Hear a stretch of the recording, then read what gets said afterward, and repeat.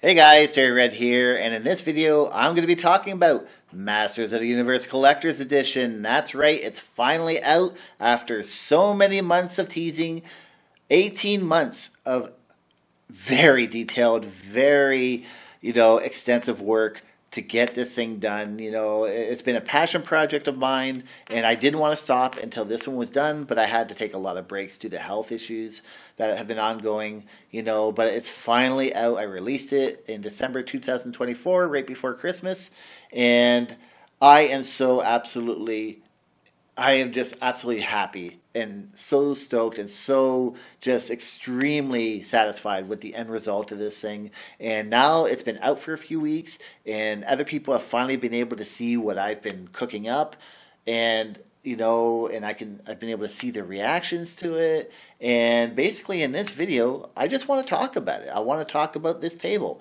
You know, why I wanted to do it, how I did it, how I built it, other people's reactions, details about the table, just all sorts of stuff. Just go through all of it, and just because I didn't really talk about this on my channel really much at all. So now that it's been out there and people have been seeing it for themselves, yeah, I just want to go through it. So this is probably going to be a pretty lengthy video. I will have chapters. So for any of you who don't like my super long videos, well, you got chapters, damn it. So stop your complaining and watch what you want and then carry on with life, or come back and watch all the glory for yourself. So yeah, let's just get right into it. So Masters of the Universe Collector's Edition. So this was something I've been wanting to do for a long time. I always loved Rom's original table. And for those who don't know what I'm talking about, basically, I'm talking about this table here. So Rom is, in my opinion, a legend in the future pinball, well, in the virtual pinball community,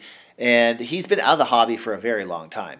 But over 10, 13, whatever years ago, he used to make a lot of tables in Future Pinball, including a lot of the tables that you guys enjoy in Visual Pinball. They were conversions of his Future Pinball tables. A lot of people don't give that recognition, but that's where a lot of the stuff you guys enjoy today came from, was this guy's work.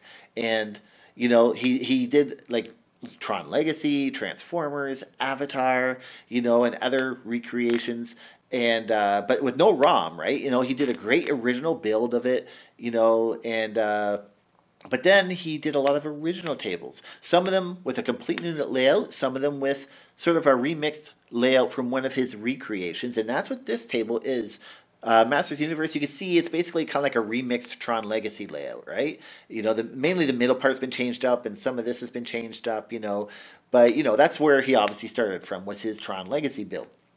And a child of the '80s, loved Masters of the Universe. It was one of those shows I absolutely loved. I just connected it with it. It was a great mix of fantasy and sci-fi, and just a weird mix that you never really saw before. And I had a nice collection, a Snake Mountain, and a good collection of figures and all that. So that was always something near and dear to me. And I held on to those toys until I was married and had kids, and my kids were old enough to play with them, and they got to play with them. You know what I mean? So when I saw this table, it's like, oh, this the idea, not just the theme and not just the build, but the way he implemented everything. The idea of having the left side of Snake Mountain and evil, the right side being Castle Grayskull and good, and the way the characters and figures were all put in there. Like, it was just a great idea and a great build.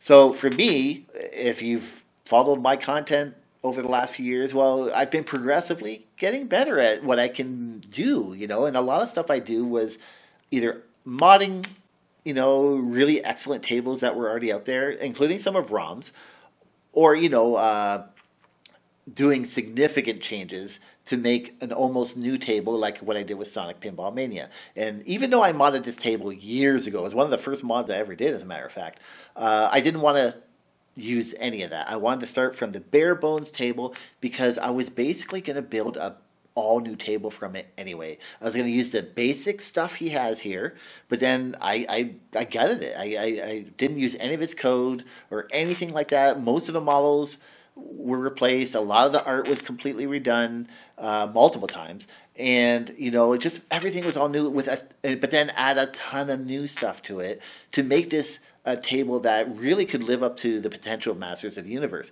because there is so much potential with this IP, And the layout here, was not, I mean, the gameplay is simple. It was four multi-balls and you hit each shot until you started the multi-ball and then hit the jackpots, and that's it. There was no progression. There was no other modes of any sort. None of the standard pinball stuff like combos, skill shots, bonus multipliers, end of ball bonus, mystery, or any extra cool features.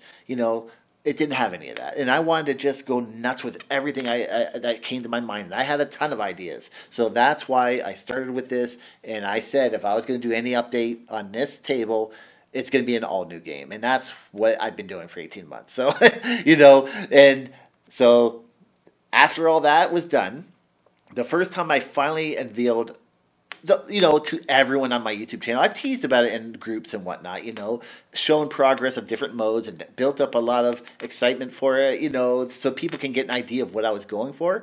And then this is the first time I finally put it all together into, the first big reveal, I guess, if you will.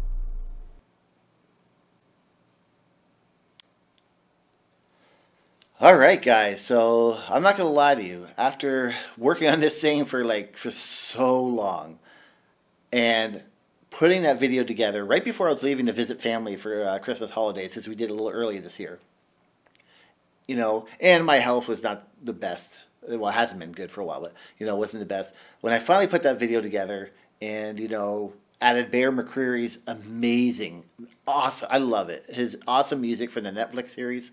When it finally came together and I watched that for the first time, I'm not kidding you, I broke down crying a little bit, because I was like, holy shit, it just overwhelmed me. And I was like, holy crap, that looks friggin' amazing. I finally friggin' made it, And I was just so excited to finally get that up to show everyone what I've been doing all this time. And everyone's reactions to that trailer was just so awesome. So really overwhelmingly positive, very excited. So then when I came back from Christmas, I finally packaged everything together, and I did a cool flyer. When I got this together, this flyer, I was like, oh, I am so back, because I haven't done a big project of my own in a very, I've worked on things like Silent Hill, but I haven't done anything that was finished except for smaller mods to other tables like PinEvent light tables or, my other ones that I already had done before I've updated them for newer physics and some things like that, but nothing that was pretty much all new, right? So when I made this is my first time I ever made a poster for anything I've made. I was like, oh my gosh, this is so official. This looks so damn cool. I am so back. And then I was like, well, you know what? Let's make a flyer here, you know, like that kind of showcases all the, you know, the main features. Not all of them. This is a huge table, but you know, it just highlights a lot of the cool features that it has, you know, and yeah. So after I did all this, I'm like, oh, I am so ready. And then I uploaded it, and then once, you know, everyone, you know, because it's Future Pinball, right? You have a lot of people that have never used it before, or they are going back to it after 10 years, and it's Future Pinball BAM now. The old days of Future Pinball don't apply anymore. It's very different now. You know what I mean? So everyone had to learn how to, you know, install that and get it properly set up and all that, which is super easy. You just use my, actually, I'll show you here. My Future Pinball BAM Essentials all-in-one package, or if you have Baller Installer, you use that to update yourself. Then you're good to go. It doesn't take long. It's not hard. Just follow the install guide that I made for it, and just follow that step by step. You do that, you're fine. It's not hard. It's just a lot of people who don't like to follow instructions for whatever reason, and they do their own thing. They waste a lot of time. But I'm telling you right now, you do that. You install this. No matter what setup you have, you install that, you're up to date. Follow the instructions, you'll be good to go, no matter who you are. So yeah, so then, you know, and everyone started downloading it, and after 3-ish weeks, whatever it's been now, I'm like, I don't go by download numbers. You know, I don't do this for download numbers, but it gives me an idea of how many people are interested in all that. And look at this, man. Like, you know, like look how high we are for downloads per month. You know what I mean? Like, and that's individual downloads. Like, it's only one zip file. I don't have all my stuff broken into smaller files. That's why, you know, like some people get a lot of downloads because they have like 5 or 10 different items you have to download for the table. So you multiply that by each person, you're getting a huge number of downloads. So the download number isn't always reflective of how popular something is or how many people have downloaded it. But in my case, it's, you know, one zip file. So at least I have an idea of how interested people are. And clearly a lot of people were very, very interested very early on.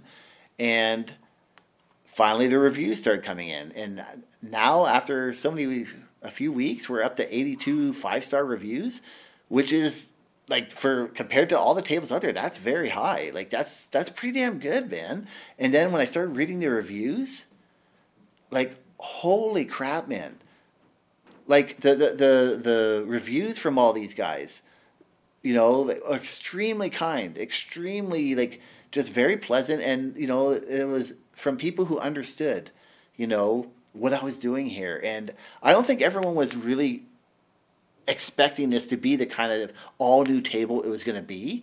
I think a lot of people were, you know, looking at this and were like, oh, well, it's basically a kind of like a newer version of the same table that looks really awesome. You know what I mean? I don't think they realized that it was essentially an all new, brand new game. You know what I mean? And once they started playing it and saw all the extensive features that I added, the 16 new modes that I added, you know, and just all the extremely cool stuff that I took so long to add to this table, you know, and then it hit the nostalgia factor as well. You know, just very, very overwhelmingly positive reviews, you know. And to be clear, guys, I want to make something very clear here. I don't do this stuff for download numbers. I don't do it for, you know, a certain expected amount of positive reviews or anything like that. I don't do it with any expectations at all. I do what I want to do for the kind of games I want to make for myself, for the stuff I love to do and see, and to try to, you know, push my skill set to see what else I can do, to do better and more and better and more. You know, that's why I do this, and then to share that with others, and so they can enjoy it. That brings me the most satisfaction, is seeing other people enjoy what I've created. You know what I mean? And that's what this hobby is about, is making our cool stuff, sharing it with others. Other people get inspired by that, and then they want to make stuff. I would not be here and made all the stuff I've made if other people over the years before, whether it be Rom or anybody else, had shared their stuff freely with no strings attached or anything like that. You know, and that's, you know, I just want to make that clear. You know, I do this stuff for the love of it. I don't expect anything, but when I do see this kind of reception, it's extremely heartwarming, and, you know, and it's, you know, it's very touching. You know what I mean? Because a lot of people see the detail and the heart and passion I put into this, and it's very, very appreciated and very rewarding. And I just wanted to point that out, guys, because I felt very seen. You know what I mean? Because I make stuff on Future Pinball, a lot of people out there just kind of shun whatever I make because there's a lot of people. I'm going to be blatantly honest. A lot of people have a very closed-minded attitude that anything that's not visual pinball is no good, and that's been promoted by a lot of people over the years, and they still do it to this day, and it's bullshit. I hate that crap. I want to see what anybody makes on any platform, and I want to see the end result, and I want to play it. I don't care what program they make it on. And that's what a lot of these reviews are reflecting. They're like, I don't understand why you chose Future Pinball at first until I played this. Now I understand. And then they checked out the other stuff I've done. And they're like, okay, now I'm starting to understand why you chose Future Pinball. I don't do my stuff on Future Pinball because of some glory, to promote the glory of Future Pinball or any app for that matter. I do it because it's the only option out there that allows me to do what I want with the features and tools that I need to do the stuff that I do and to get the end result with lighting, rendering, shadows, and everything all put together. Visual Pinball simply cannot do that. And for it to be able to do that, it would almost have to become a complete new program. And that's not some bullshit, guys. I've created stuff on Visual Pinball in the past. I follow its updates and progress. A lot of the great, amazing stuff has been added for for Visual Pinball. I follow all of it, man. And if Visual Pinball got to the point where it could do everything I'm doing on Future Pinball or more, then I would gladly start making on it. But it just can't do it. And that's the reason why. Maybe in the future with VPE, Visual Pinball Engine, when that eventually hopefully comes out one day, I will gladly start creating stuff on that and leave Visual Pinball and Future Pinball behind. But until then, Future Pinball is the only option that allows me to do the stuff I can do and get the results I want. And that's it, guys. I want people to understand that, because some people can be pretty rude and disrespectful. They come on and they start doing their, trash talking of Future Pinball, and then all the things they say are either very out of date or they are talking out of their ass. It's been a long, stupid war between people in this hobby, and it's so stupid. People grow up, guys. Allow people to be creative and pay compliments to people no matter what they created on. And that's what I've been seeing is a lot of people setting their visual pinball pride aside, giving this a try and being like, holy shit. Not only is this a very cool table you've made, it also plays great. Thanks to J. Lou's PhysX Physics, which was adapted from Fozzie Physics to Future Pinball. That's how this works. People with each app community, Future Pinball, Visual Pinball, if you help each other out, everyone benefits. When you keep stuff to yourself or close stuff off or do this closed-minded gatekeeping crap. No, nothing ever gets done that way.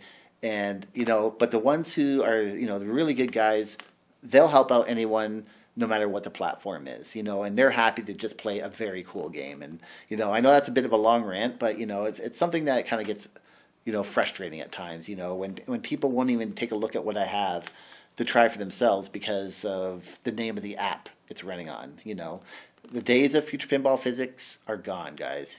Give this a try and give the other PhysX updated tables and PinEvent tables a try. I think you'll be shocked at, just how great they can play today.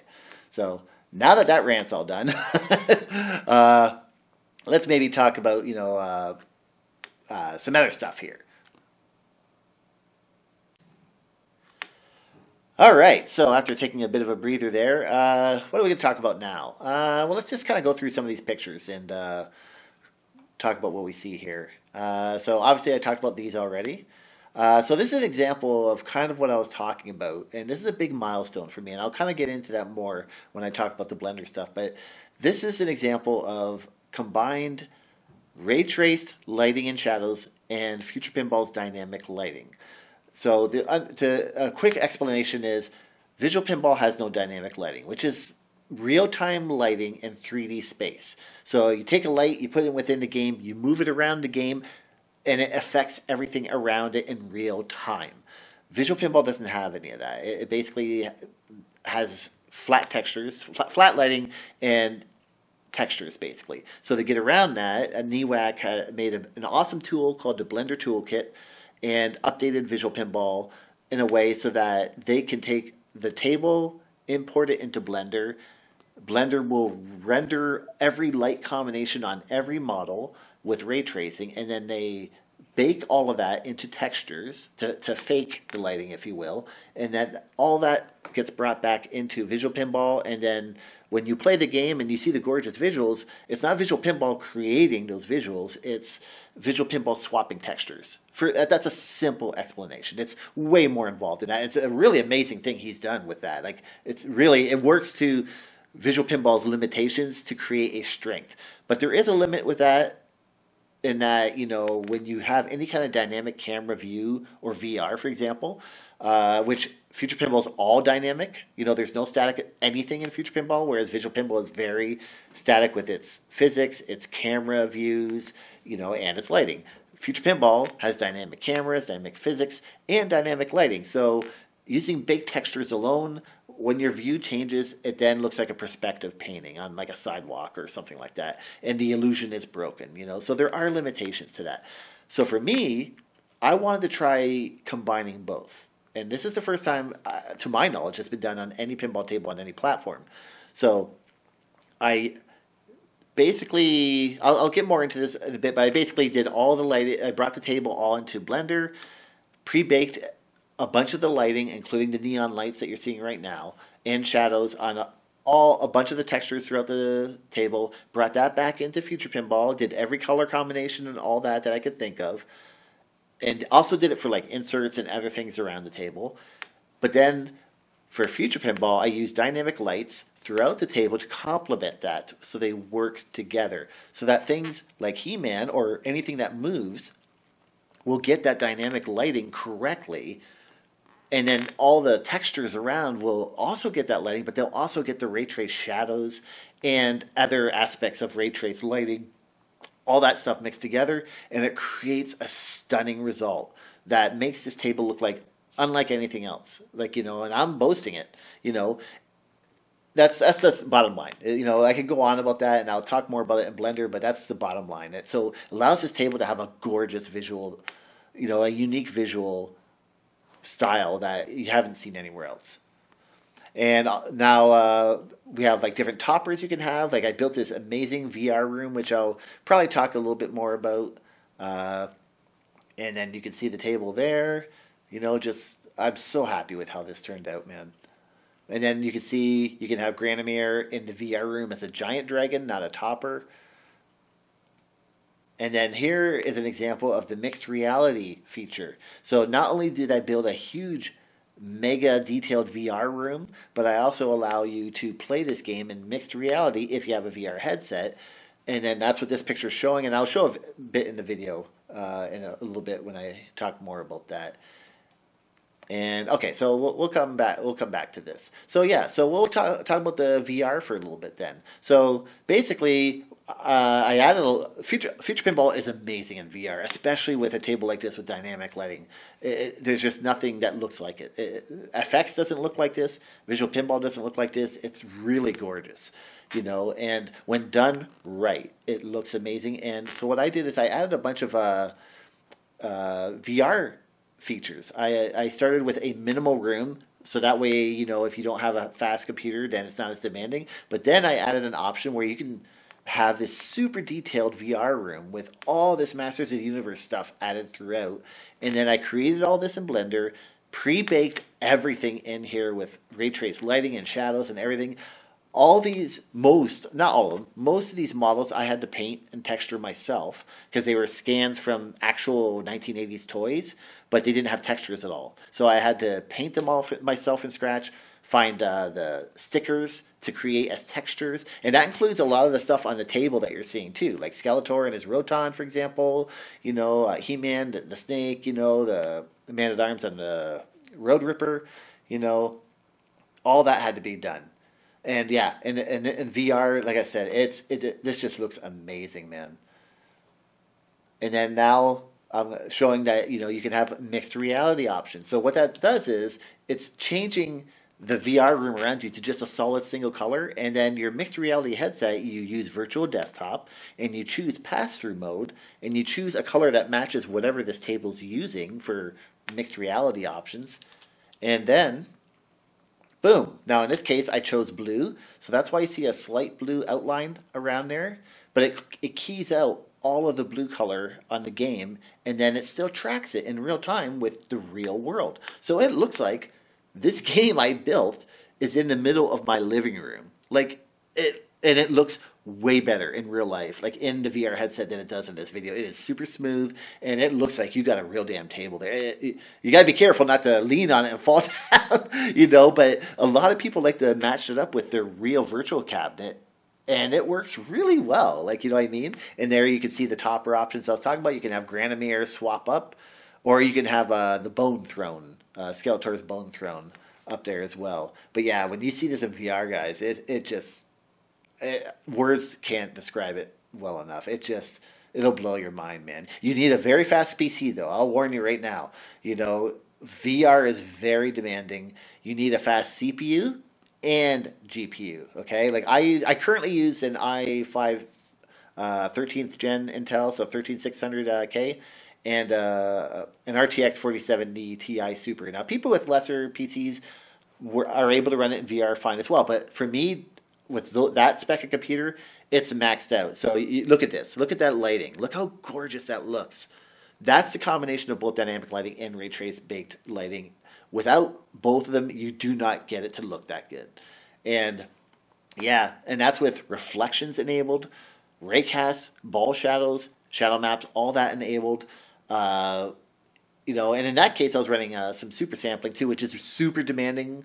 But yeah, with everything pretty much maxed out, I'm running that nice and smooth. It looks amazing, guys. So yeah, VR is extremely demanding. I'll just warn you right now. A lot of people will be like, "Well, I can run some visual pinball tables just fine on my PC," and it's like, "Well, that's great, but this is not this table and this is not visual pinball. Like this is all real time dynamic lighting and all other things, and it's pretty comparable though, to the most demanding visual pinball tables. In fact, it runs better than some of them, and for some people, but you can't skimp out when it comes to VR for playing this stuff if you want all the eye candy. You can turn off reflections, you can turn off raycast shadows, and you can turn off the VR room.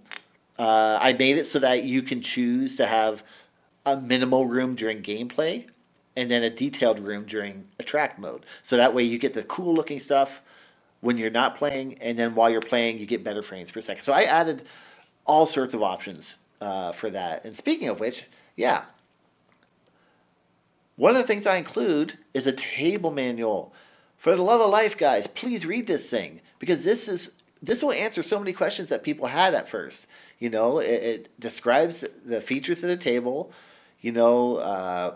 What options there are in a table script. There's a whole bunch of options I put in there that you can change. A lot of them, and you can tailor it to your own needs for performance or preference.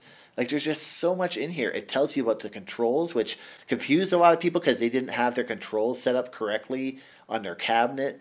It wasn't an issue with the table or Future Pinball. They just never had their controls set up correctly, and they just went all in thinking it's going to be automatic, right? Well, no, you have to set up your controls correctly in Future Pinball to match what you have in your cabinet, right?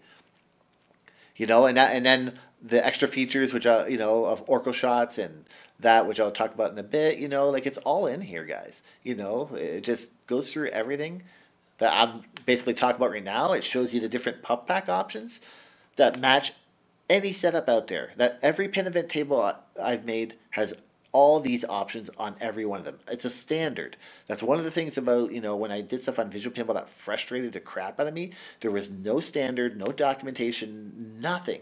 So when I started making stuff on Future Pinball, that's why I made PinEvent. So that way I'd have my own standard, my own documentation. Every table would have the same set of features. No one would be confused. It was super easy to use. That's what inspired all that. And then if you have problems, guys, Game not running smooth, the stuff I just described. All these things you can change, and then this option you have to have changed, right? So it's all here, guys. And then if you want to change physics, well then, this tells you how you can do some of that as well. And then if you have problems, read the fact, but it's in the table manual, guys. You know what I mean? So it's all right there.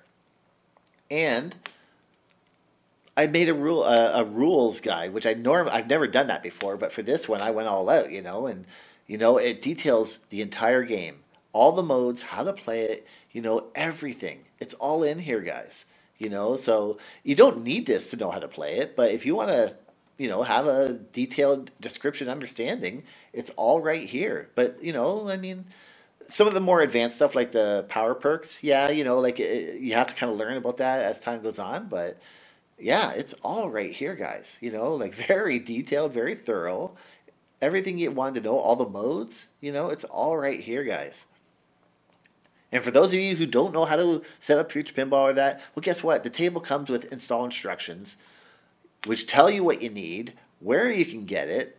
Once you install that, then it tells you how to install this table properly, how to set it up, and then how to run Future Pinball to run the game. Like, you know what I mean? It's all in here, included with the table. You know what I mean? Like, all the information you guys need is all right here. So, I'm just trying to point out because a lot of people skip these guides, and it's like, it's not a lot of information. It's saving you from wasting time, guys. So, just wanted to take a moment to point that out, since it occurred to me.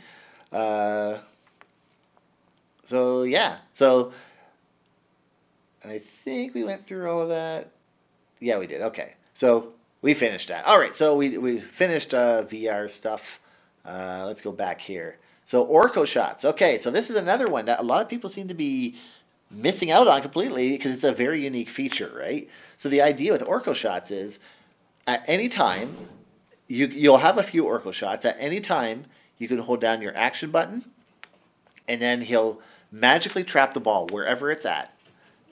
So the idea is that if your ball is about to drain, you can save it with an Orko Shot. Or if you have a very difficult to make shot, then you can use an Orko Shot to make that shot. It'll do both. So what you do is you hold down your action button, which is plunger or special 2 by default. You hold it down for half a second.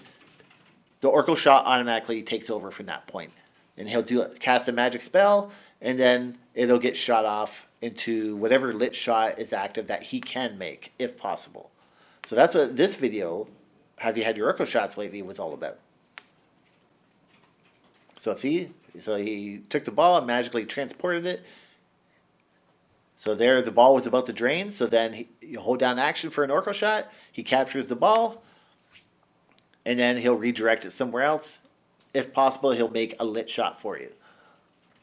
And then you can see the awesome Ram Man ball saver, which I love that. that was one of the first unique features I added to this. I was like, oh, this is perfect. Like for a ball saver, yeah, let's just have Ram Man ram the ball back into the game. I was like, that's perfect. So here you can see, he's using it to make that lit shot, which makes it a little bit easier. And then, kaboom. So Orko Shots is one of those things that, I at first, no one was using them. It took people a while to catch on to it after maybe a few games. But once they caught on to it, they realized, oh, I love this feature because, especially if you have kids, but even expert players, it's designed as part of the game. You don't have to use it if you don't want, but if you don't use it and you complete the game, then you get huge points for every Orko Shot that you still have remaining. So there's incentive to play better, but the feature is there if you want to use it, or if you want to use it for fun, whatever it may be. It's not something that's always easy to do because you have to have timing. Some shots change up on you, and an Orko Shot may or may not make it for you. You know what I mean? So it's not a given for everything, but it's a fun. I thought it was a cool, perfect feature for this table's theme, and a great way to add Orko to the table. So yeah, I love that feature. How I may come back to this video a little bit, but yeah, I love how that turned out. Power perks. Okay, so this is one that's a little different. I'm trying to think if there's any pictures of it here. I don't think there was. But the idea with power perks is these inserts at the bottom. So the idea is the objective of this game, in case I haven't gone over it already, was that you play through the game, you finish every mode, and with every mode you finish, you get a collectible, a toy from the original 80s toy line.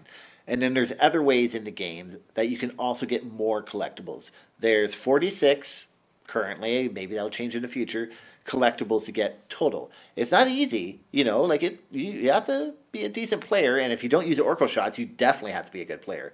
And then at the end of the game, when your game is over, you can choose to trade those collections for two things. Extra points for every collectible you have, if you have enough, or for power perks if you have enough collectibles to trade, because they each require a different amount, right? And when you trade for a power perk, it's yours to keep. Doesn't matter if you exit Future Pinball from that point, it's saved to the FB-RAM file, the same file your high scores are saved to for the table. So that way, when you come back to this game, later on, you can use that power perk in a follow-up game, any follow-up game. It doesn't have to be the next one. It could be any game at any time, and you can use it at any time in the game. So if you're having a great game, but then you're on your last ball, and it's about to drain, well, then you can use a power perk, activate it, and then you get a whole bunch of perks, including Orko Shots, ball, extra balls, modes unlocked, mystery, depends on which power perk you get, and extra points as well, right? And then you use that to get further in the game. But the idea is there's 6 power perks, you play 6 really good games, then you can use all 6 of those power perks in another follow-up game. And if you do that and you complete the game, that's great, but you can get even a better score by not using your extra Orko Shots and not losing balls. So there's always incentive to not use the perks to help you out, but you can use them if you want, however you want. It's a different concept, a different way of doing things, but once people caught on to it, they're like, okay, this is actually well thought out. This is a very unique and cool feature, because we've had games before where you were able to use a perk and it would be applied to your next immediate game. And on Future Pinball, we've had a few that were done like that. But if you close the program, well, then you didn't get to use it. And if you did it in your follow-up game, you had no choice of when it was used, right? So to me, this is something that kind of came to me at the last moment, and I added at the end when I was done the game, and I love how this turned out. It's one of those things that inspires you to have a good game. You're rewarded for a good game, and then you can use that reward on another follow-up game anytime you want to do an even better game. And you can do that again and again to eventually get to the point where you complete the game. And completing the game is not the highest goal, because you want to get the highest score, and you have to be a better player to still get that highest score. So it's a combination of what everyone likes in pinball, and I love how it worked out in the end. It's one of those things that when you actually play, you catch on to it. It's very cool. And the PUP DMD. So this is one of the few tables that are using Pinup Player 1.5 features. The first one for me. All PinEvent tables, not the light tables, but PinEvent V2 tables have full PUP DMD support with modern displays like this. But this is the first one that uses PUP 1.5 features. So things like the text having beautiful outlines and beautiful gradient colors. We could only do that in 1.5. Other things like having PNG images that fly across the screen and fade out or rotate or things like that. That's all PUP 1.5. There's a whole bunch of things, and I had to learn all that. So it took a while. It took me about a month and a half to go from not using PUP 1.5 at all to learning it, integrating it with my PinEvent code, and then adding to it because of the new framework. It's a brand new framework, and then learning how to use it with this table in different ways, and then figuring out what I wanted to do with it, So just, a combination of everything, and it just came out so well. Like, I didn't want to focus on just adding a bunch of video clips, I wanted beautiful artwork on this. There's so much beautiful fan artwork out there that I was like, let's have the artwork be the focus, and then allow the character selection on the bottom right when you choose a character, because in this game you get to choose a faction, and then you choose a character based on that faction, and then your character and faction will show up on here on the mirror, which I'll talk about more in a bit. And then there's the VR room I was talking about before. Again, that was all painted from scratch, man. Like, oh, it was a lot of work. But it looks so cool. And you can see it in desktop mode as well, but not in cabinet mode, obviously. And if you're a single screen desktop player, you absolutely can have the PUP pack displayed. You have two options, one in windowed or one in full screen with using a fake dummy monitor. But, you know, it can look absolutely fantastic. And you can have it just like, you know, a normal display. And here's the PUP back glass and PUP FullDMD. And yeah, just all of it came together so well, man. I love how all of this just came together, man. And here's the other thing a lot of people seem to miss is the apron is telling you what you can do and how you can do it. So the idea here is, for example, you have two lights over here. You have launch ball. It says press action to activate it. So press means pushing the button, releasing for a second, you know, not holding it down. Okay? So if it's flashing green on this one, that means the ball's over here, so you press action or plunger to launch the ball. If it's glowing yellow or orange, that means if you press action, it will toggle what modes are active in the game. You can control what the shots will be when you want. And that's another feature a lot of people missed at first. They just play and play and play. They don't control anything. But then when you have the ball controlled like this, you press your action or plunger, and then it toggles these inserts to the next mode so that you can progress to whatever you want. Like if you want to only collect action figures, you could do that over and over again. If you want to only do Manny modes, you could do that over and over again. If you want to only do multi-ball, the He-Man multi-ball, you can do that. Like, you know what I mean? Like, you get to control the game the way you want, or just let it go on its own. You know what I mean? Same thing over here with the Orko Shots. It says hold action. That means you hold down your plunger or your action button, which is special too by default, for half a second, and then it'll kick in. Only if this is lit, and only if you actually have any Orko Shots shown on the DMD display. Now the power perks, if you have any, which is 6 of them down here. In this case, I have one. So that stays lit, telling you that you can activate it at any time by pressing the start button. Now there will be times during, say, certain like multi-ball modes, or when the ball is in a kicker, then these lights will turn off to indicate that you can't use it at that time. But then they'll come back on when you're allowed to use it. So that a lot of people miss this apron, but it's all right there. I do this with most of my stuff now. I put like lights on here that reflect what your action button can do, because everyone can see this, whether they're playing in desktop mode, cabinet mode, or in VR. You know, but not everyone's going to see the lockdown bar button. So that's why I never bothered putting, you know, one on there in the game. You know, it's just easier to have it all on here. And there you go. That's how it looks in cabinet view. Like, look at that, man. That looks just perfect, man. I love how that turned out. If I had any one thing I was considering doing at the last second, was I was going to consider replacing the older plastic ramps with new wireframe ramps while still having neon lighting. But, you know, I was like, you know what? I'll just stick with what's there. You know, I'm so done. I want this done and out. And so I kept what we had there. But yeah, everything you see here I would say 90% of everything here is all new. You know, even the stuff that looks the same. And there you go. So, yeah. So here, let me just try to see if I can get another view in there. Hold on. And I'll talk a little bit more about the game. So what I was talking about with the modes is each shot has its own separate set of modes, right? So when you want to toggle those modes, it will toggle between the 3 sets of modes here for all 3 of them. And then these little inserts at each shot indicate the progress for each mode. The color matches the mode, right? So the red ones here match this one, green ones will match this one. And it changes up when you toggle each mode. And that's a very cool feature. It allows you to control the game the way you want. You know, it will still toggle on its own if you hit like some of the loop shots and other things, but it's still, you can control it at any time you want.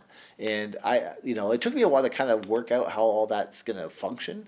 A lot of testing, changing stuff, scrapping stuff, testing, over and over again until you get something that works the way you want it to, and something that works well in the game, which evolves constantly. That takes so long, guys. When you're creating something new, you don't know if it's going to work, so you have to spend a lot of time trying stuff, scrapping stuff, trying something, scrapping until you get something that works the way you want. And yeah, so the mirror here. So that's basically a holographic mirror. Yeah, there was an old display there, but it didn't really show anything, right? So I decided to put the Castle Grayskull holographic mirror there, and it shows lots of stuff throughout your game. And I also put that on the DMD display to show your character while you're playing, right? So when you're playing multi-ball, it changes up for what character you're playing, right?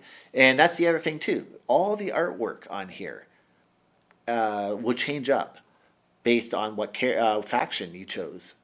So if you played Heroes, it's going to show this. If you play Evil, it'll show Skeletor and his guys. If you chose Horde, it'll show Hordak and his guys. The bonus multipliers will change, and you can't see it here. Can you see it here? No, hold on. But the auto plunger will change. So right now it has Fisto's Fist. It'll become Clawful for Evil, and then Leech for the Horde.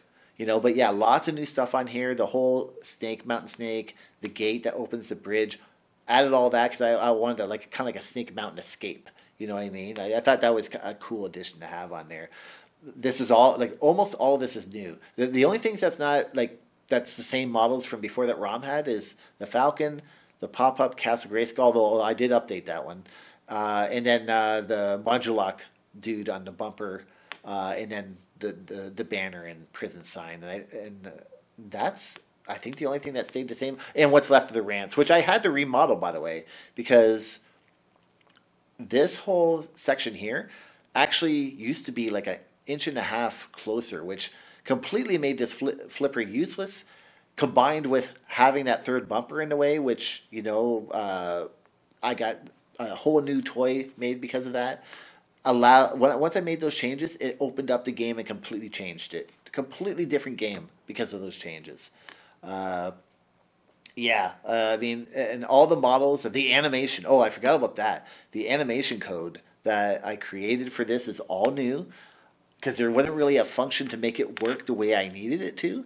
And it allowed these toys to move like the actual toys would, and very complex animations, very smooth. I won't go into technical detail, but it's custom made for this table, and I'm very proud of how that turned out. It just makes these toys move in amazing ways, and it's so smooth and so effective, and I'm really proud of how that turned out. I spent a lot of time figuring out how to make that work. And you got the VR room and all that stuff. Yeah, I mean, and I love how the snake moves to follow your ball as it goes down through the gate, and the ROM's original model was great, but this newer one, all the new ones, it just looks so, especially in VR when you see this stuff close, it's a night and day difference, man. It really is. It took what he had before and just made really cool versions of it. And I spent a lot of time, converting, remeshing, painting all those models, man. So yeah. So I'm just trying to think if there's anything else major on here I wanted to talk about. Oh, you can't see it, but the bumper head. Yeah, so that's a toy that pops up from here. So I took the bumper that was originally there, and after 3 times insisting from Astro Nasty that I should get rid of that bumper so that it will open this up, and he was absolutely right, because you couldn't do any orbit shots, and if you did any interloop shots, then they would always bounce into the bumpers every time, And I wanted to add a new toy to this, but I couldn't quite figure out what I was going to do. So then I was like, you know what? Why don't I do both? I'll get rid of the bumper and then add a new toy and make the bumper movable. So the bumper can be a pop-up toy, and I can have a new pop-up toy that works via a portal. And that's what the bumper head was here. Let's see right here. Yeah, right here. So that's what this guy is all about. So again, you have the bumper that can pop up there, just like the original bumper, but it only pops up during, say, multi-ball or certain modes. It's not there during normal gameplay.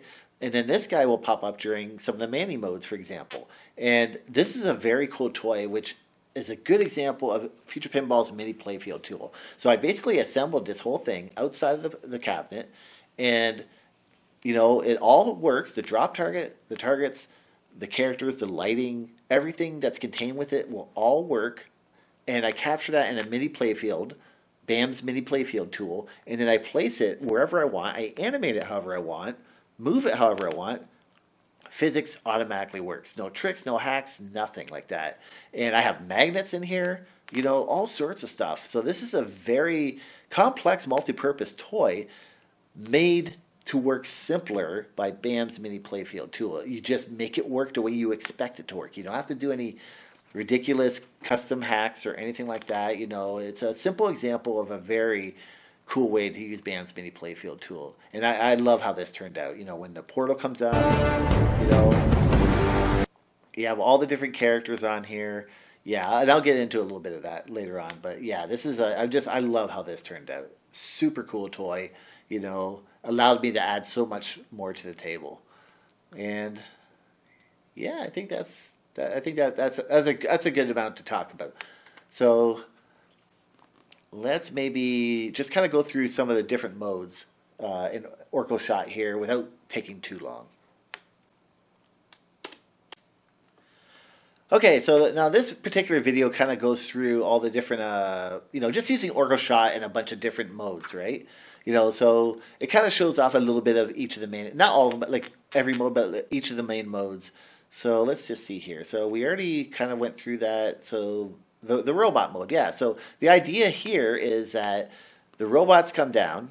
Now, for those who don't understand what the many modes are, this insert here, you have to make it active, and then you do 3 shots into the kicker. Then you get to choose from 8 modes to play, and they have to be completed to complete the game. But you get to choose any of them you want to play at any time.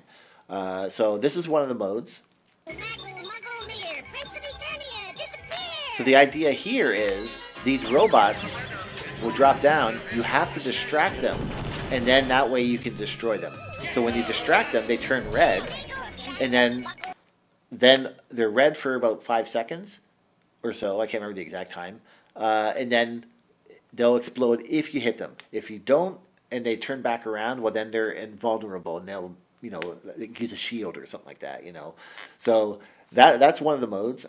There's another mode that I can't show on here, but it has Orko. It's called Orko is Out of Here, and the idea is Orko pissed off Man-at-Arms, and he's flying away out of fear, and you have to try to catch him with your ball and to clear the mode. That and Multiball are the only 2 times you can't use an Orko shot, so you have to actually clear that mode yourself. Now this one is one of my favorites. A big favorite. It's Scareglow's mode, glowing getaway. So the idea is you're in Subternia and you have to escape. So with this one, if you hit Scareglow for any reason inside the bumper head, then he'll capture the ball, and then he'll shoot it back out in a random location. And he has that school expanding skull animated effect. And I love how that turned out. But then when you get halfway through the mode, then it changes to a glow-in-the-dark mode where all the colors look like kind of classic glow-in-the-dark kind of thing. And Orko's just doing his normal thing.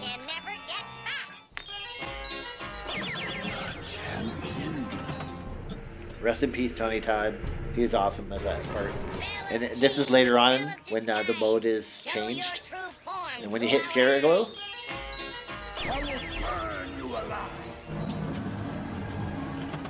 I love that. So that's how one of the features of the bumper head is. If you shoot it inside, it'll do multiple things depending on the mode. On some of the modes, they capture it, and then they'll say, ha, and then they'll say, you can't get me, and they'll shoot the ball away. In this particular part, you have to hit them. That's the objective of the game, right? That's why it's showing the point in there, right? Now, this one is a jawbreaker. So this is TrapJaw, basically attacking the palace, and you got to get rid of him, basically. So for this one, I just wanted to have Teela flying by on her, what the hell is it? Sky sled. And then you just basically have to, stop TrapJaw. And it's the same idea with Scareglow. And the same thing as the classic figures and toys that we use for the models.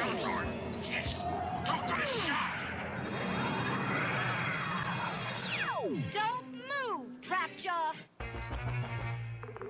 So in this case, you don't want to hit him. That's why it's red, right? If you hit him in there, then he'll chomp on it and then he'll spit your ball back out. You want to hit the blue shots until eventually you do have to hit him.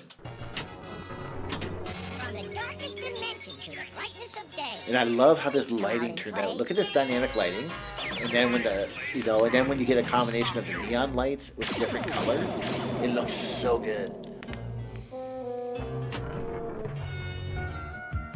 Okay. So, what can I say about this mode? This is one of those weird inspirations that kind of came from, like, the cartoon. The idea is that Adam and Teela are always training together. And I was like, there was always that one funny shot in the cartoon where Teela would jump down in front of the screen and her butt would be right in your face, And I just thought that would be a funny thing to use as, like, kind of like a shot for, the main shot into under the Skeletor there. And the idea being that you're training with her, but then if you tried coming up from behind her, she'd get pissed off. Take it however you want. We're adults here, it's all in fun, but it's innocent enough for kids to play too, And if you do it, she gets pissed off. Until you win her over. Which is how it was in the cartoon. So, and on the Netflix series as well.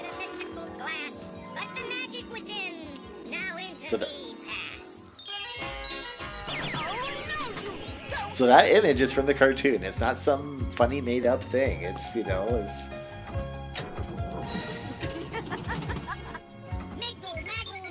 some creative editing on my part for the sound and voiceovers. That's another thing too. What the hell are they doing? I took forever to get hundreds and hundreds of voiceovers, callouts for this game because there's like so many episodes to go through in this, and you want to get them for as many as you can for each character, and it takes so long to go through that stuff, guys. It's not like doing a pin on one movie or a couple of movies. Well, then you only have that 1-2 hour block to get voiceovers and callouts from. For a cartoon like this, there's just so much. So that took forever, especially with the Skeletor callouts. I had to have as much Skeletor as I could, So there's hundreds. Like, the original game had a few callouts, but not many. So for this one, there's literally hundreds of callouts. And you're not hearing it here, but, like, I made custom callouts with an evil villain dude. And that guy, I thought that sounded so perfect for the game. And there's hundreds of his callout as well. So there's just so many voiceovers in this. It took so long. And I could have added so many more. But, oh, man, I'm so happy with how those turned out. So in this mode, try stop. So this is another example where I had to remodel his head so that this visor could rotate and move. And my thought was, well, let's make each of his eyes a different part of the mode. Something a little different, right? So for the first part, it's him looking back and forth with his square eye. For the second part, it changes to his triangle eye, which is his gamma vision, or gamma, whatever. I can't remember what it was. It's gamma vision. And then for that mode, it changes everything to black and white, except for his eye and the holographic mirror, which works perfect because the idea is the eye's going back and forth, and you can't make a shot when his eye's looking at those shots, right? And then for the final mode, which is what you're going to see here, then he tries shooting at you because he's caught on to you and he can see you. Biggle, baggle, buckle, flat. See to it, my masters can never get fat.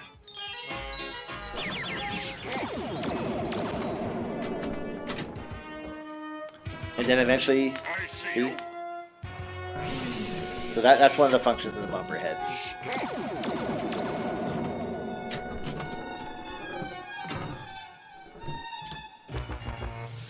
All right, so this is one of my favorites because it's kind of very creative but took a lot to figure out how to make it work. This is one of those things that, like, I have great ideas. I know how I can mostly make it work, but then going through the process of actually doing it is so much trial and error, especially for the code part, because you could make it work, but then an unexpected thing happens and you realize, oh, I got to add this check to make sure it doesn't mess something up down the line for another mode and things.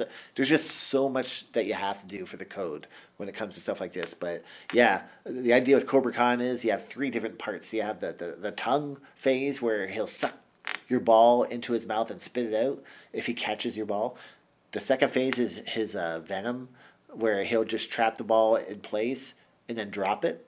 And then the third one is he has his Kobra stare, if you will. If he catches you in his eyes, then he'll catch you still, he'll spray you, and then not only will your flippers reverse, but the lights will dim in and out, and it does that for a certain amount of time. So, it's a really cool mode, and, I love the way it turned out. Like, this is what I mean by this IP having so many ideas. See? He sucked up the ball, and now he spits it out. Like, there's just, with every character, you could do a different mode. So I could add, like, even 5 more modes easily to this, but the game is already massive. You know what I mean? So I had to kind of stop at some point. Because I could have kept going. So here's another example. So this is the Diamond Ray Dilemma, which is the Diamond Ray of Disappearance episode. So the idea is that if you look at the diamond, it'll make you transport you to another dimension, basically. So the idea I wanted to do with this was to have it so that the diamond would make a couple characters disappear, which they have. The Falcon and Man-at-Arms have disappeared. And you have to crush the diamond just like the He-Man did in the episode. The more you try to go after the diamond, the more your ball gets transparent. And with every shot, it becomes more and more transparent, making it more difficult to see your ball. And that was tricky to make work because there's more to it than you think there is. And I'm super happy how all that turned out. This dimension to the brightness of day. Please come out and play. Please don't disappear. So if you watch the ball, see, so now you can barely see the ball, right? Because it's become more and more transparent as you go on. And I'll point out, like you can see, like how the PUP DMD changes up for each mode. It tells you what you need to do in the text down here, Everything you need to know is up here, right? But you don't have to look up here. But when you have your ball controlled, then you can see all of your pertinent information, how many Orko shots you have. The apron also tells you that you can use an Orko shot. Like everything's up here. So, it took a long time to do all that stuff.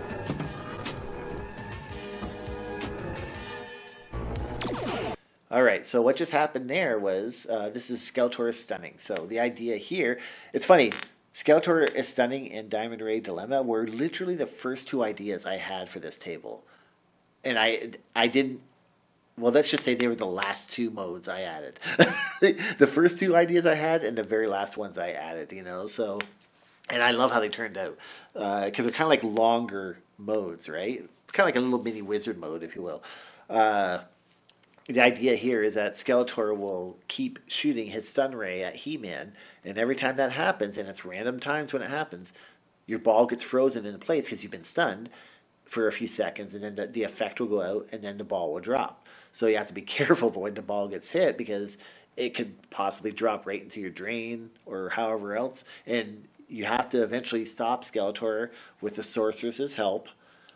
She uses her magic against them. Very cool mode. Like, this is a per example of like a little mini episode story for a mode, right? And I could do so many of those, but my gosh, it takes so long to do. Through the power of stone by the mystical glass, let the magic within now into me pass. So now the sorceress will help us out. Yellow fools, if you think you can stop me, how long do you think you can hold me?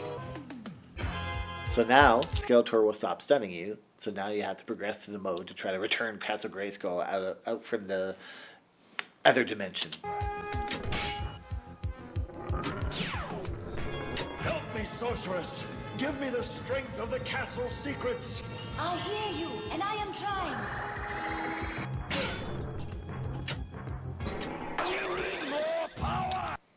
So this is Hordak is Horrible. So on this mode, it's not a mini mode. On this mode, it's a timed mode, so you only have about a minute or so. And at random times, Hordak will flash everything red and to drain your power, and he'll drain some of your score. He'll take some of your score away each time he does that. On top of that, you can't hit any shot that's red, or you'll also have your score drained as well. So that's why he's horrible, right? So it could be a tough mode. Disappear! So you can see the red shots are changing back and forth. My Magna Beam and saved So that's an instance where an Orko shot might not always work if the timing of the shots don't line up, right? From Mattel. And there you go. That's the part that so many people love is the whole, you know, I had to have that in there. The whole commercial that we always heard, you know, like you know, He-Man from Mattel, you know, like that's I searched for so many videos to try to find that because it's hard to find that stuff. It's like from some dude's VHS tape recording from a commercial they held on to for decades, and it's on YouTube because you won't find that from Mattel anywhere. You know what I mean? And I had to have the specific guy's voice doing it because that's the one we all remember, right? So yeah, and every time you collect a toy, you get that sequence, and it never ever gets old. It's absolutely awesome every time you hear it. So there you go. So now you have one Castle Multiball, and with this one, excuse me for a second here. Sneeze. Hold on. Sorry about that, guys. So on this mode, it's a great example of Future Pinball's dynamic lighting, right? You know, I have flashers going off in sequence, and I got two spotlights moving around that are also real-time dynamic. And they change colors and all that, and just all of it mixed together looks so good. And then you have all the characters, including Mechaneck, which I didn't talk about. Mechaneck is this dude here. Basically, he's the mystery feature. So if you hit enough orbit shots, he'll go up, and then you hit the ball in there, and you get the mystery bonus, or perk, I should say. And in every multi-ball mode, it works the same way, in that the first phase, you hit all the jackpots. Once you hit all the jackpots, which are the same shots in every mode, then Skeletor's target bank lowers, and then all remaining balls that you have to shoot in to there for super jackpots. Once you're in that phase, you can drain to one ball, and it still will keep going.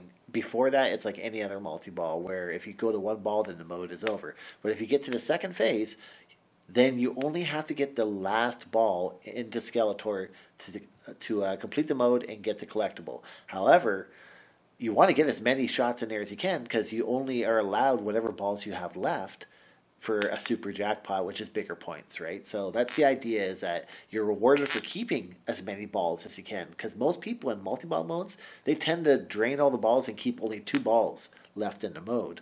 On this game, if you do that, then you've gotten rid of most of your super jackpots. So you've gotten rid of a lot of potential points. So it's one of those things that, again, you could do things in an easier way, but you're rewarded for doing things the more skilled, difficult way. So once you drain to 2 balls, or 1 ball, on super jackpot phase, then you can use an Orko shot. But you can't use an Orko shot when there's more than 1 ball in play. So you'll see the apron light come on. There you go. And then he'll complete the mode for us. Castle Grayskull and all its secrets are mine! And there you got the playset. From Mattel. From Mattel. Never gets old. And this is not every mode, but it's a lot of them. And now we got the man himself. And I love the way this turned out with the lighting, the effects, using BAM's. I can't remember what that's called.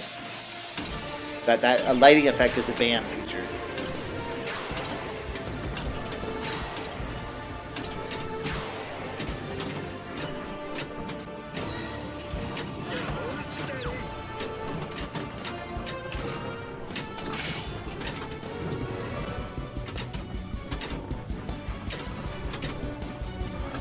Oh no! And there you go.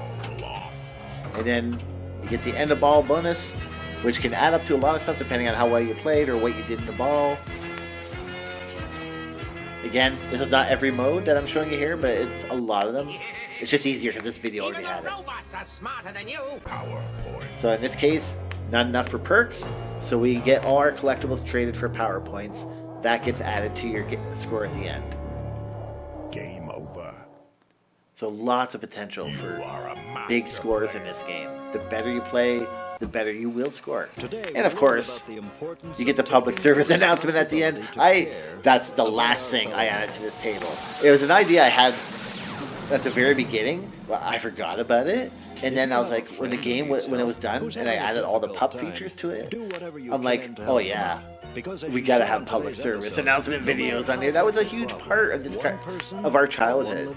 All the cartoons had it back then, and this one had it in every episode. And you can skip them if you want, but you only get that if you have the PUP pack and PUP features enabled. If you don't have that, then it skips that altogether. And there you go, and it shows your results during the attract mode. And if you play multiplayer, then one player will win. It says the winner is, and it'll be like Evil Warriors or whatever, you know. So when you're playing multiplayer, then you have that fun competitiveness, and you get to see who was the victor and all that stuff. So yeah, just super happy with how that turned out. And I think that's pretty much most of what I wanted to go over. Obviously a super long video, but I mean, hey man, like this is 18 months of work. Not non-stop work, but still a lot of work. This stuff, a table like this does not get made easily, guys. Like this stuff takes a crap load of work. And again, I did this by myself. I didn't have a team of engineers or Blender experts or anyone else doing anything for me. Though I did get some help from some of them when I asked, like, how do you do this in Blender or how do you do that? Some guys like Flupper or others would offer, very helpful advice. You know what I mean? And that's what this community is about. It shouldn't be, we'll only help the future pinball guys for our future pinball stuff, or we'll only help the visual pinball guys. Like, help each other out, man. Help each other to get the awesome game in the end. I would rather have a few awesome games compared to thousands of games I'll never play. And for me, I'm more interested in original tables like this. So that's my thing. That's what I'm more interested in. Actually, there was the one more thing. I just wanted to show you, the different aspects of how I was making things. I knew I forgot something. So as far as the table art, I remember I said that it changes. Well, here's the art all done in GIMP. So I had to redo all of it because when I changed the layout, again, Castle Grayskull, that used to be way down here before. And then that shot was pointless. You couldn't make a ball up here, shot up here, right? So when I rebuilt like everything, it may not seem like it, but everything was constantly moved and adjusted. And then as a result, none of the original art would line up anyway. So I had to redo all the art. And so when I did that, I was like, well, wait a minute. If I'm doing factions, why not make it so that the art changes with the faction that you've chosen? And that's exactly what I did. So, and that was a constant thing that I was evolving. So, for example, now you got the Evil Warriors on there, right? And also where are they here? Hold on. And then you'd have the bonus multipliers change up too, right? But then if you change to the Evil Horde, same idea. All the art changes up, and it just all worked out great. Like I still used Rob's stickers that he had because they were so well done and so well implemented, you know what I mean? But I still had to redraw all this, because none of it lined up anymore. So all of this had to be redone, man. And so I redid the art to match up. I have to change this part too. I forgot about that, but yeah, it just all turned out really, really well. In the plastics, I did about 3/4 of it, as new as well. Because the same thing, the plastics had to be redone because none of it lined up anymore. So I put mostly, not all, new art on the plastics. The other thing I wanted to talk about was, well, actually, and then here's how the table looks in Future Pinball. Not very exciting, is it? Very old editor still. The BAM features are awesome. They're done in real time while you're playing the game, in the BAM menu, and then you just copy from there to the table script. But the editor portion is still the ancient Future Pinball editor. And Visual Pinball is still an old editor as well, but some new features have been added to Visual Pinball, which is great, like the live view and the extra layers, So that's one thing that's nice around Visual Pinball is the editor interface is still ancient as hell, still old, but some of the new stuff added to it is very nice. But yeah, this is what it looks like in Future Pinball. You know, this doesn't show any of the BAM stuff that I add, which is a lot. A lot. Oh my God, it's a lot. You know, so I wanted to talk about how this was done in Blender. So the idea is that, you know, I imported the entire table into Blender, similar to how Visual Pinball guys would do it. And then I basically rebuilt everything in Blender so that, you know, it would look close to what I wanted. And then I would add a bunch of new stuff in here. And then I would export that after I was done doing whatever I wanted to do back into Future Pinball as a BAM model. But I also did this so that I could build this crazy VR room that you've seen here, right? Super detailed, super complex, like a lot of detail. Now, this can actually be bigger than this now. The newest BAM update allows me to make as big a VR room as I want now. When I built this originally, I was keeping it within the initial limits that you could have in Future Pinball, but now with the latest BAM update, you can make as big a VR room as you want, you know. So all my other tables, I could still do that now if I want.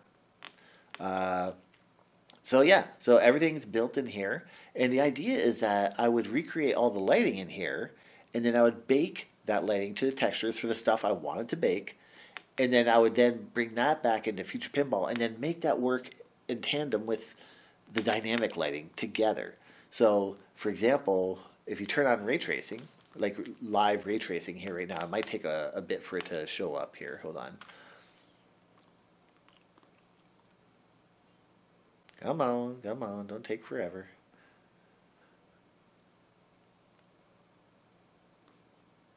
Let's see. Come on. Shouldn't be taking that long. Okay, I guess. Oh, that's right. I know why, because I haven't done this for a while. Okay, this is not the norm once you've initially done things, but yeah, I forgot that it's going to do this. All right, well, here, maybe I'll come back to that. Oh, no, there we go. Of course, as soon as that went. So this is with ray tracing now in real time, right? So that's why it does that shimmering, because it has to build up the ray tracing in real time. So the idea is you build up everything in Blender, get all your lighting set up and everything, and then, you know, you can click on each item and then tell it under the settings and everything to bake the texture for that object. And then what it does is it takes all the lighting, the shadows, and everything and creates a new texture. And then that way you can apply that to the original model, and then it looks like it has real time, like real ray tracing, lighting, and shadows applied to it in the game, even though the game itself can't do that. And that's how a lot of video games actually do that stuff when they don't use ray tracing, right? That's why the size of newer video games are huge, because of all the textures they have to add to it. Whereas new games that use real-time ray tracing for everything, like Silent Hill 2 Remake, is much smaller in size because they don't have to rely on that stuff. So basically I built the whole thing in here, and then the idea is now if I want to, for example, if I turn off the room lighting, now you can see the GI that I have, and it's not all on, but like it gives you an idea, you know, and then the torches are on inside, you know, and it's affecting everything. So the idea is that now I can bake whatever I want based on whatever lights I have turned on. So for example, when I wanted to do let's see here, the neon ramps, so I would turn on the neon ramps. They're emissive lights, so that means the entire model is an emissive light source. And as you can see, it's affecting everything in real time. And I mean, look how cool that is. Like when I first finally applied that, I was like, and I saw that, I was like, oh, I am so adding this to the game now. Like that was the changing point for me. I was like, when I saw that, I was like, okay, I got to take the extra time to add this to the game.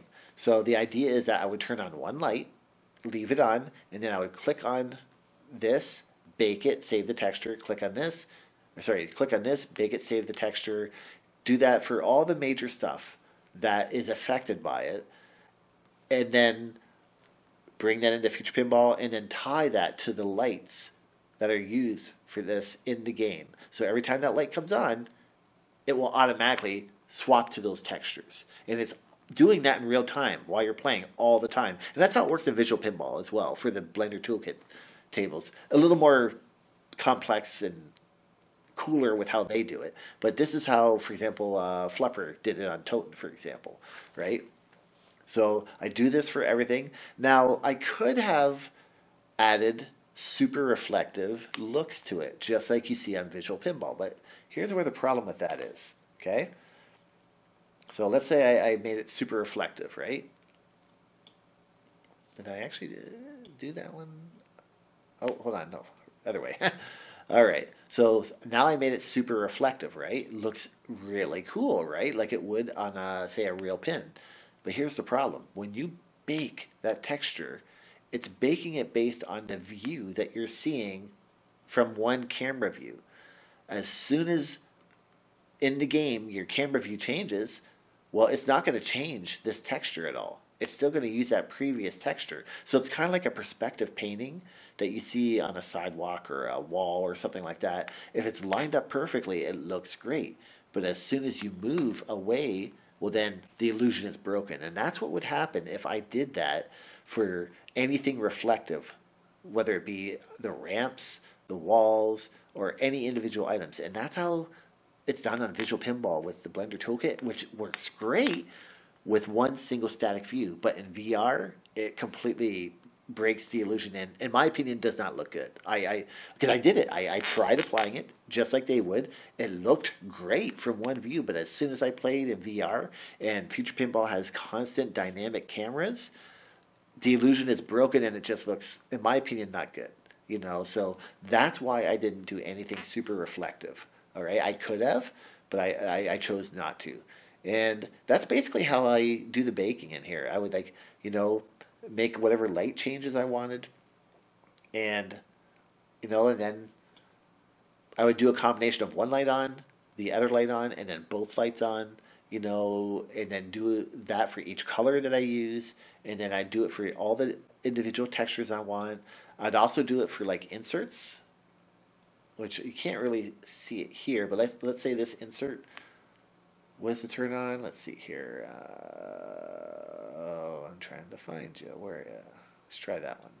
Okay, so now it's an invisible. I don't have the mesh here right now, but if this, I'm rendering a light from this position, so now that wall has light shining off of it, and I did that for all the inserts for the castle here, this here, the flipper, that's the stuff the Blender Toolkit on Visual Pinball does for you automatically. For me, I don't have that luxury, so I do the same idea, but I'm doing it all manually for all the major stuff near every insert, like this target. I do the same thing, and as a result, it creates all these baked textures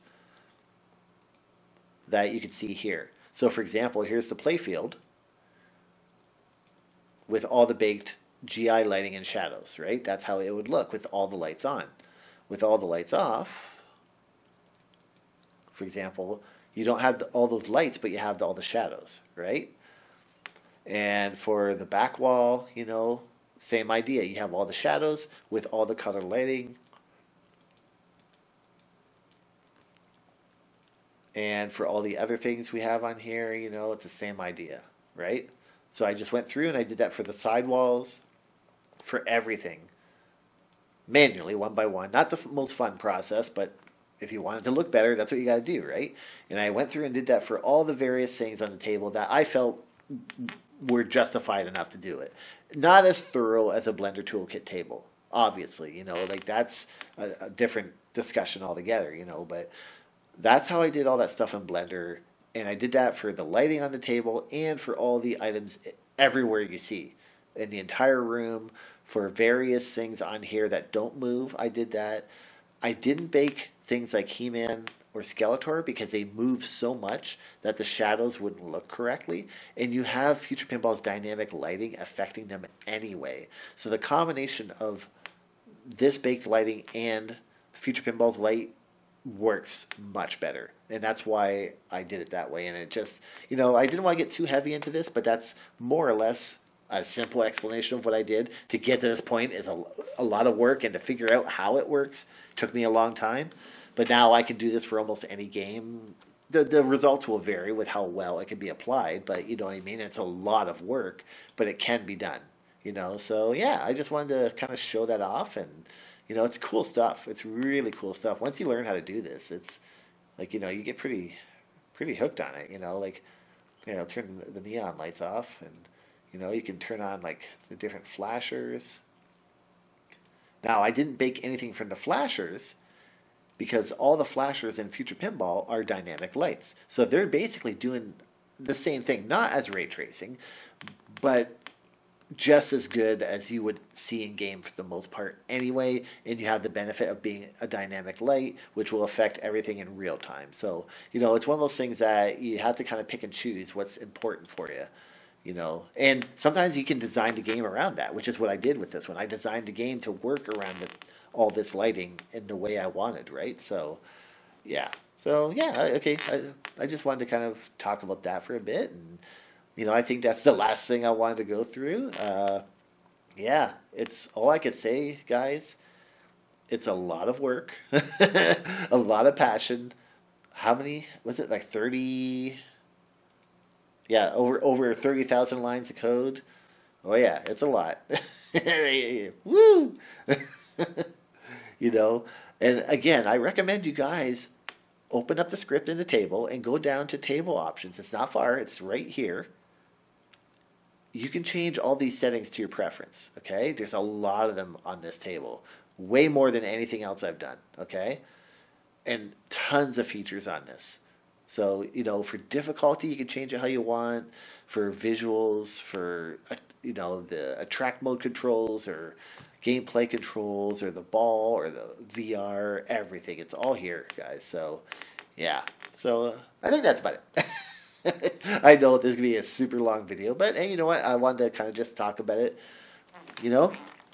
So, I guess I'm going to close this out with saying a very heartfelt thank you to everyone on any site, whether VP Forums or here or Pinball Nirvana or even Reddit. There's been a really wonderful review someone did on Reddit or in Discord as well. You know, very, very kind things that people have been saying. And it's very, I want you guys to know it's very appreciated. To anyone who's watching this, know that I've read all of them. You know, I can't reply to everyone, obviously, you know, but like, it's very appreciated for all the reviews, guys. Like, you know, thank you very much. You know, it was a lot of hard work, a lot of new things to learn. It took a long time, but I hope people can understand that when one person's doing a passion project like this, it takes a very long time, but it's worth it in the end. You know, this isn't just a ROM-based table update. You know, this isn't like a reskin or just a PUP DMD update. Like, this is a very detailed, all-new table that took a very long time. So I'm very happy it's here that everyone can enjoy it. It's very much what I wanted, and now I've moved on to the next project. What is that next project? Well, I'm sure some of you may have figured out what that is. I am continuing on and going back to...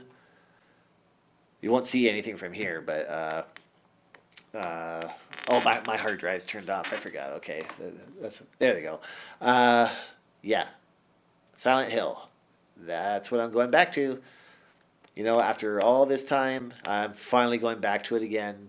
For those who are wondering what I'm talking about not the Silent Hill 2 remake. I'm talking about this guy here. You know, or you know, Sonic Pinball.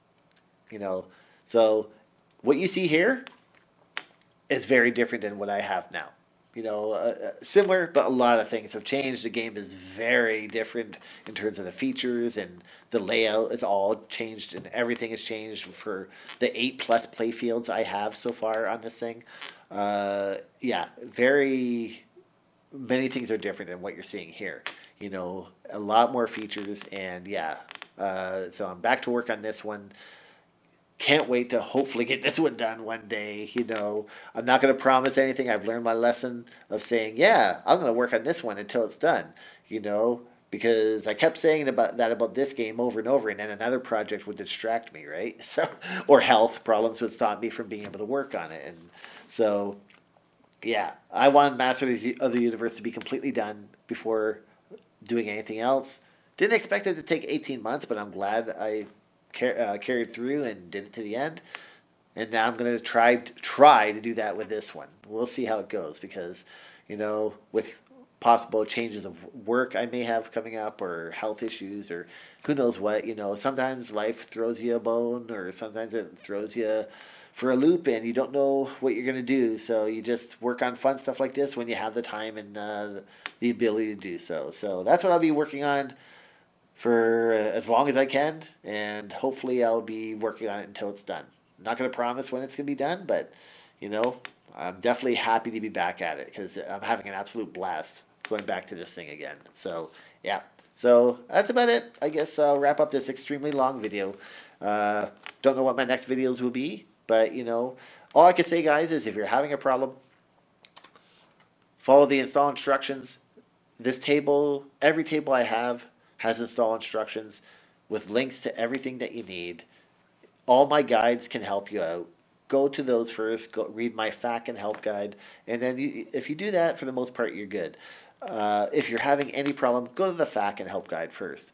A lot of people with DOF related issues that are not a future pinball problem can stop these tables from working and give errors. And it has nothing to do with future pinball. It has to do with your 32-bit DOF being messed up. That's been the only actual problem I've seen with people. And again, you have to fix DOF on your end if you have that set up for your cabinet. There's nothing to do on the table. Future pinball itself is fine. It's, and my FAQ and help guide will tell you everything about that. So that's it. I'm signing off now. This has been way too long. My wife is probably being annoyed that I've been yapping while she's trying to get to sleep. So I'm going to wrap it up here. Thanks for playing, guys. I hope you're having a blast. I had a blast making it, and it's a super fun table. One that is not a 5-minute game, and it's one that people are going to be playing a very long time, and I'm very happy about that. So enjoy, guys. Give me some feedback. Let me know what you think. Show me your cabinets. Show me, your kids playing it, your spouse is playing it, your multiplayer games playing it, anything like that. I enjoy all of it. It's awesome. So, yeah, keep going until you guys complete the game and become master of the universe. Thanks for watching, guys. Bye.